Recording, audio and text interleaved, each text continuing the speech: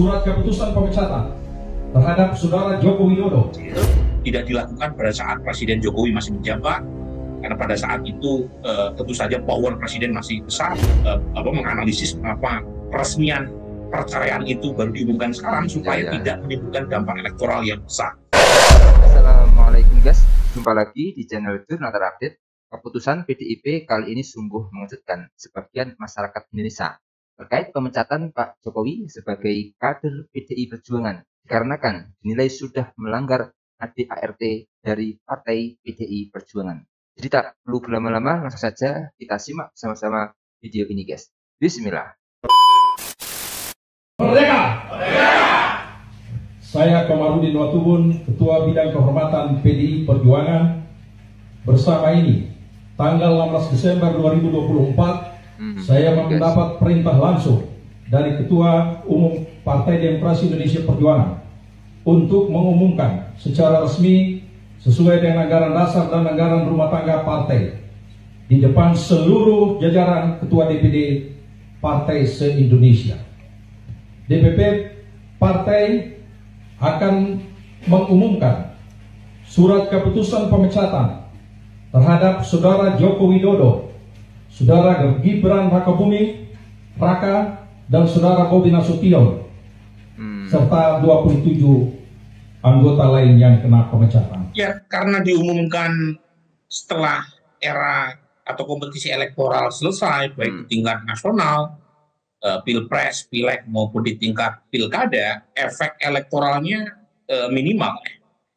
Karena kita tahu PD Perjuangan secara sosiologis kan sebenarnya sudah punya sikap berjarak ya dengan keluarga besar Pak Jokowi. Jadi ibarat secara sosiologis sudah terjadi pisah ranjang cukup lama. Talak sudah terjadi.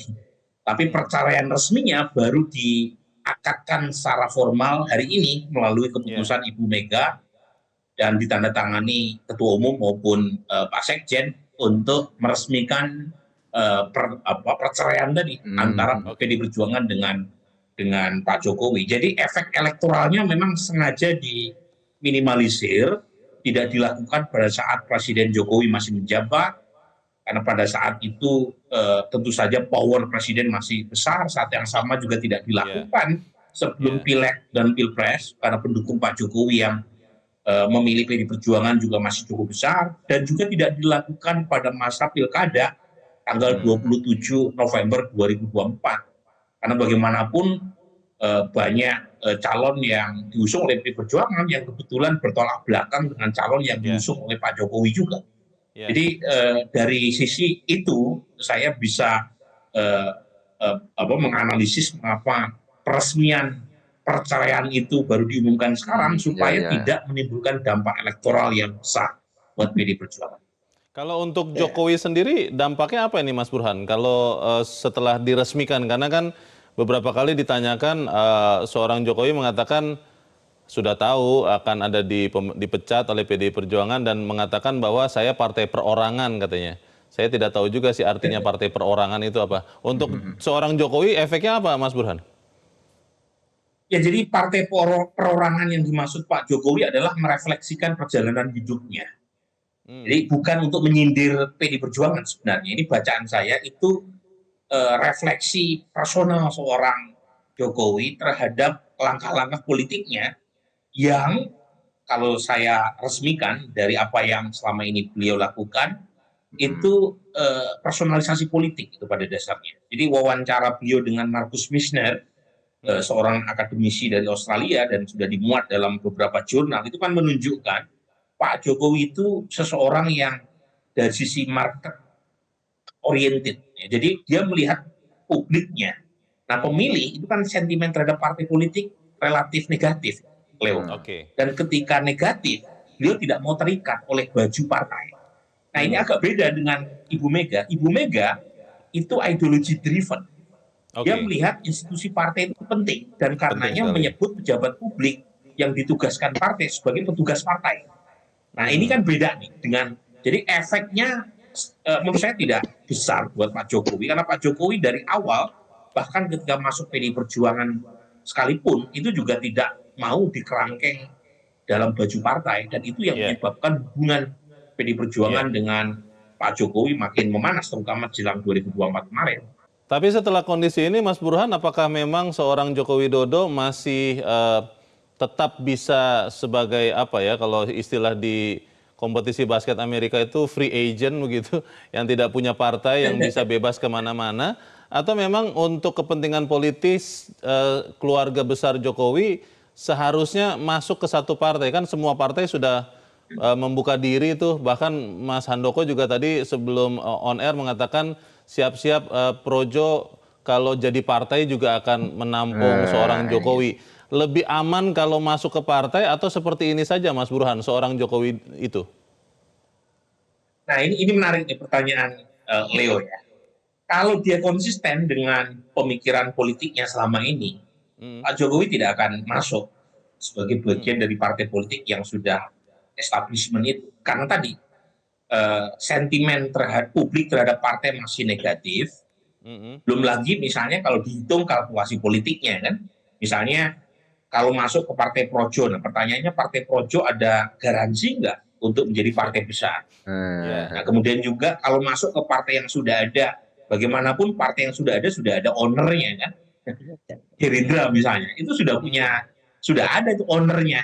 Ya. Bagaimanapun Gerindra itu ya babynya Presiden Prabowo kan. Kalau masuk Golkar, di Golkar itu ibarat perusahaan publik, jadi ada banyak sekali pemain-pemain besar di sana. Nah, jadi kalkulasi-kalkulasi semacam itu saya kira akan dihitung oleh Pak Jokowi. Dan menurut saya untuk Pak Jokowi mungkin beda dengan putra maupun menantunya. Kalau Mas Bobi kan sudah resmi masuk Gerindra. Tetapi untuk Pak Jokowi bisa saja dia tetap akan memainkan langkah politiknya tanpa harus masuk secara formal ke dalam partai politik. Tetapi kalau misalnya masuk ke partai politik menjadi sebuah keniscayaan, entah karena alasan apapun, mungkin masuknya bukan ke partai kecil, masuknya ke partai yang besar. Meskipun tentu saja sudah ada pemiliknya. Tetapi lagi-lagi per hari ini saya merasa Pak Jokowi akan menjadi Ronin. Ronin ini apa namanya, samurai tanpa tuan. Samurai tanpa tuan ya itu ada film terkenal Ronin itu. Kalau urusan internal partai yang lain kan saya nggak boleh mengomentari. Tapi yang saya tahu adalah Pak Jokowi adalah tokoh ya, negarawan. Jadi saya pikir kita lihat perkembangannya dari apa yang menjadi respon. Ya. Tapi kira-kira akan masuknya Pak Jokowi. Ya kita lihat. Semakin besar. Kita lihat perkembangannya ya. Berarti Golkar itu terbuka ya Pak ya untuk masuknya Pak. Memberikan karpet kuning Pak. Golkar itu sangat inklusif. Golkar itu terbuka bagi semua anak bangsa yang ingin mengabdikan dirinya lewat politik, lewat partai. Jadi Golkar sangat inklusif. Ya. Berarti untuk Pak Jokowi, Mas Gibran, sama Mas Bobi ada kemungkinan untuk bisa masuk Golkar? Ya semua kita serahkan kepada bapak-bapak dan warga negara yang ada, termasuk Bapak Presiden Jokowi. Dalam waktu dekat akan bertemu dengan Pak Jokowi nggak Pak setelah Pak Jokowi dipecat dari PDIP ini semua? Andai kan pun saya ketemukan tidak hanya karena persoalan pemecatan oleh partai yang lain, saya ketemu aja biasa. Tidak terlalu jauh ya, jelas kita jagalah situasi politik secara nasional. Mudah-mudahan kita mengakhiri 2024 ini dengan baik. Karena memang 2024 ini sangat monumental ya, semua bisa dikatakan event politik secara nasional, pemilu, pemilihan presiden, pemilihan anggota legislatif, dan baru saja kita lampaui pemilihan kepala daerah terbesar secara serentak yang pernah digelar selama ini juga sudah berjalan dengan baik. Tentu masih dengan proses, ada yang mengajukan ke MK dan lain sebagainya. Saya rasa itu menjadi bagian dari demokrasi yang sehat yang harus kita jaga dengan baik. Tapi statusnya Pak? Kan sejauh ini dari Gerindra sudah menyatakan bahwa terbuka saja apabila yang bergabung. Lebih baik kita langsung kepada Pak Jokowi. Selamat untuk Pak Jokowi. Karena beliau menjadi satu-satunya mantan presiden yang dipecat dari partai politik. Ini sekaligus menjadi catatan sejarah yang luar biasa untuk kita semua. Karena biasanya tuh sesuatu yang berharga itu nggak akan pernah dibuang. Kalau udah dibuang, ya itu berarti apa loh? Oke guys, jadi ini ada berita dari Tempo, PDIP ungkap alasan baru umumkan pemecatan Jokowi kemarin. Ketua Bidang Pemenangan Pemilu Eksekutif DPP PDIP, Dedi Yefri Sitorus, mengungkapkan alasan partainya baru mengumumkan pemecatan Jokowi pada Senin 16 Desember 2024. Yang mengatakan PDIP sebelumnya masih fokus menjalankan agenda politik nasional, terutama pemilihan kepala daerah atau pilkada 2024. Dedi menjelaskan dengan fokusnya seluruh internal PDIP yang dikerahkan untuk melakukan pemenangan terhadap calon kepala daerah yang diusung, maka proses evaluasi terhadap para kader partai yang bertindak mematuhi keputusan politik partai berbisa dilakukan saat ini. Ia juga menegaskan bahwa pemecatan ini memang murni dari hasil evaluasi internal partai dan tidak hanya berlaku bagi Jokowi serta anak dan menantunya saja, yaitu Gibran Rakabuming Raka dan Bobi Nasution. Dalam dokumen yang diterima oleh Tempo, tercatat total ada 27 kader partai yang diberikan sanksi pemecatan, termasuk diantaranya Effendi Simbolon dan Johnny Wempi Wetipo. Lalu ini juga ada berita dari Detik News, surat pemecatan Jokowi Gibran Bobi dari PDIP ditekan langsung Megawati. PDI resmi memecat Joko Widodo, Gibran Rakabuming Raka, Bobi Nasution dari partai. Pemecatan ketiganya ditandatangani langsung oleh Ketua Umum PDIP Jokowi Soekarno Putri. Pemecatan Jokowi, Gibran, dan Bobi tercantum dalam surat keputusan yang berbeda, yakni surat keputusan nomor 1649, surat keputusan nomor 1650, dan surat keputusan nomor 1651. Ketiga surat tersebut ditetapkan pada tanggal yang berbeda.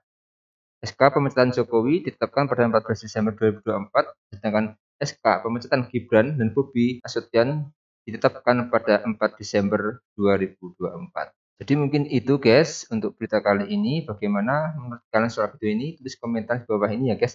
Saya pamit dulu. Wassalamualaikum warahmatullahi wabarakatuh.